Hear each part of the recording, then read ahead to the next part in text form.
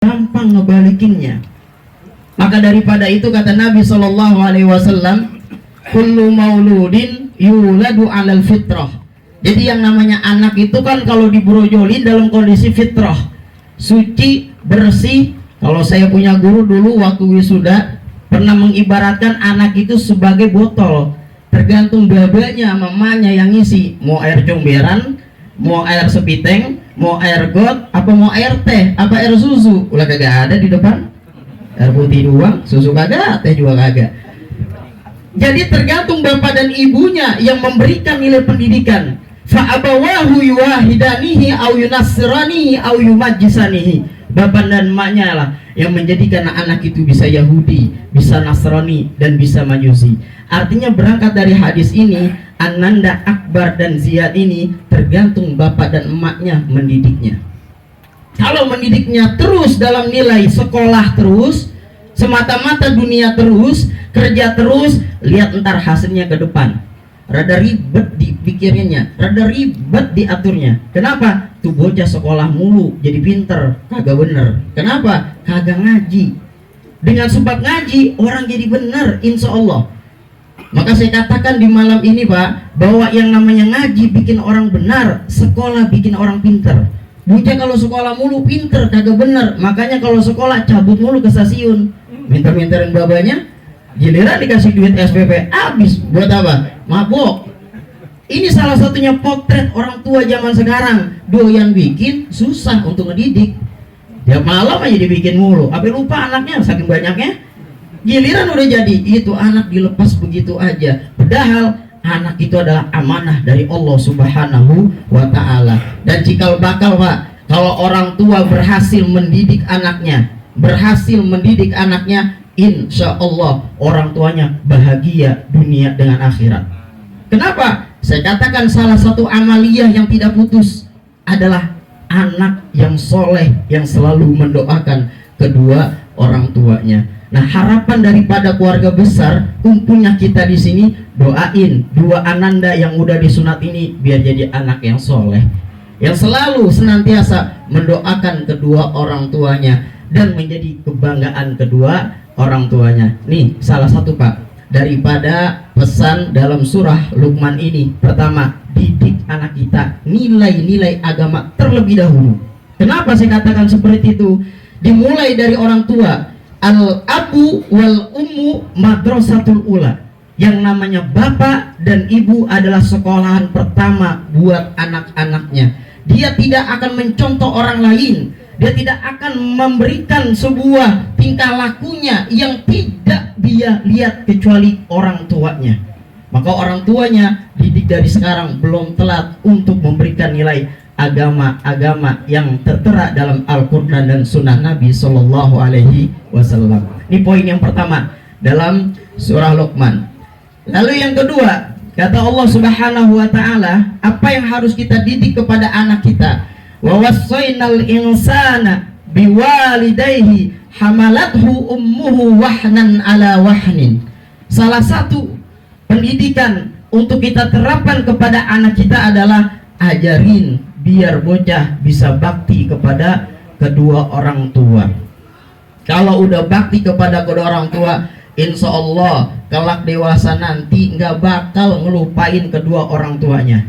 Banyak anak sekarang yang udah sukses, kerjaannya mapan, gajinya luar biasa, orang tua melarat di rumah, makan aja apa susah.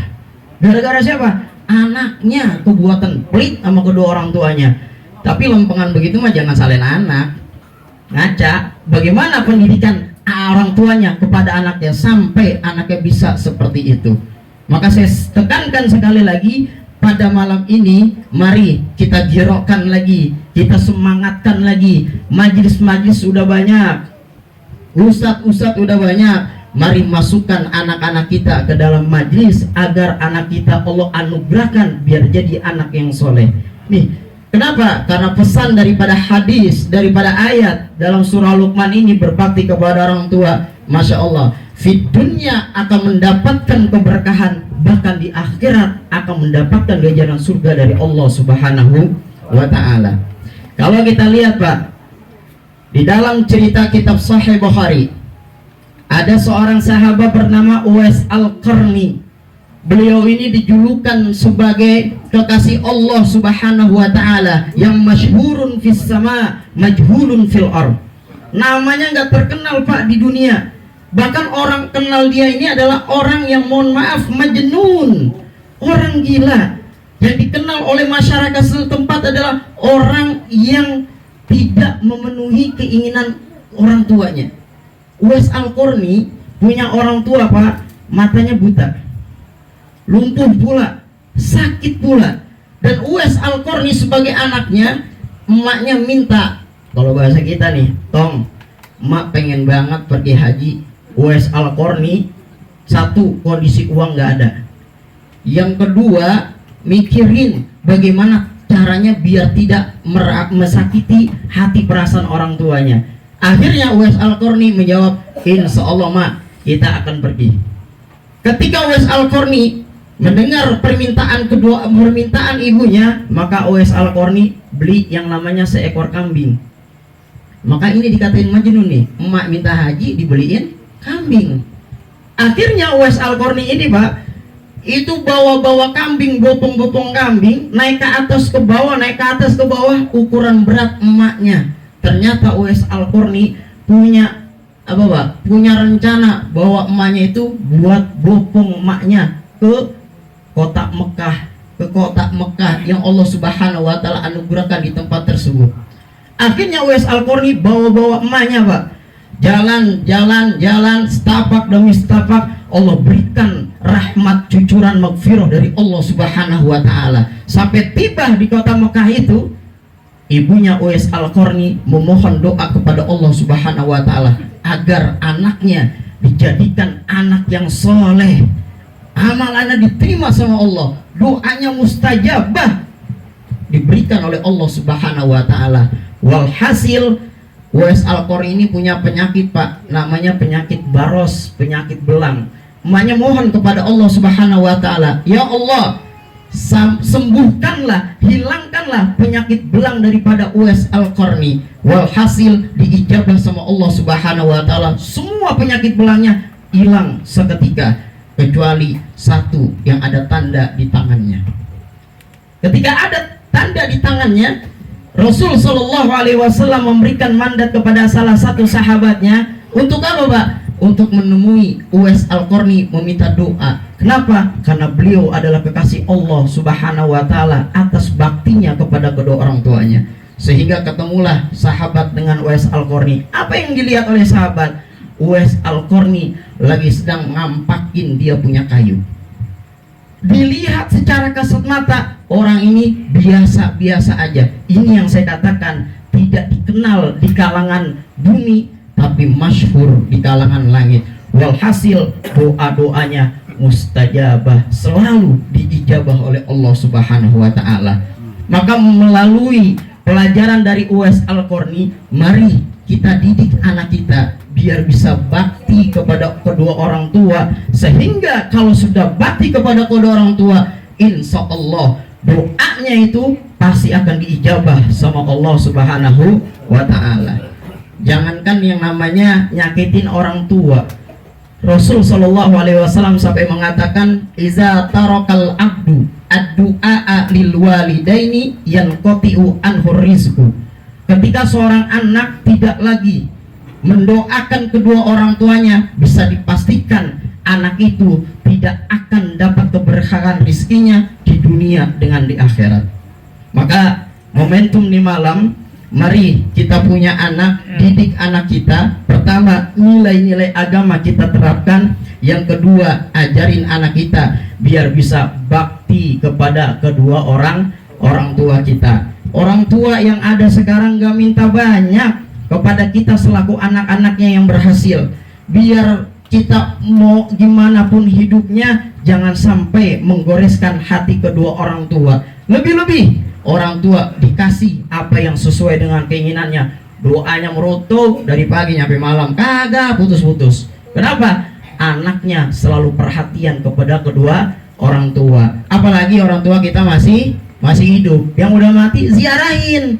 Ketika ziarah nangis. Ngapa? Lupa kuburan babanya yang mana? Ya orang saking lamanya kagak ziarah, habis dibangun PT. Dia nangis bukannya sedih, bingung mana kuburan bapak gua sih, perasaan dulu di sini.